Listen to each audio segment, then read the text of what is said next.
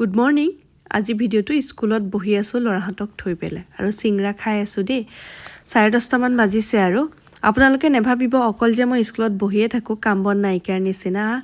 বহুতখিনি মাইকী মানুহে কৰা কাম। মই ৰাতিপুৱা শোৱাৰ পৰা উঠি ল'ৰাহঁতক 8:30 বজাত স্কুললৈ অনাৰ আগতেই মই বহুতখিনি কাম কৰি আনো আৰু সিহঁতকো কেইটামান ভাত বনাই যেনেকৈ মাৰ ভাত বা কিবা খুৱাই মেলি আনো আৰু স্কুলতো বহি থাকোঁ। তাৰ ভিতৰতে গৈ পেলাই আকৌ মই যিখিনি মোৰ কৰিবলগীয়া কাম সেইখিনিও কৰোঁ, যেনে ভাত পানী বনোৱা, ল'ৰাহঁতক খুওৱা বোওৱা, মানে গোটেইখিনি আৰু মানে এনেই স্কুলত আহি বহি থকা নহয়। আজি ভাতত বনাইছিলোঁ মই কচুৰ লগত মাছ।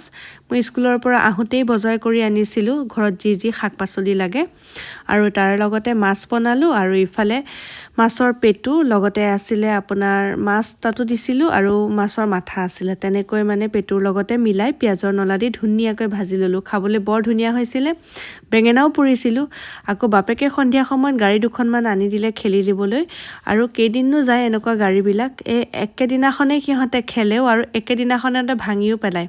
এয়া চাওকচোন, এতিয়া প্ৰথম পাই কিন্তু পূৰা ফূৰ্তি পাইছে দেই। দেখিছেনে বাৰু সিহঁত দুই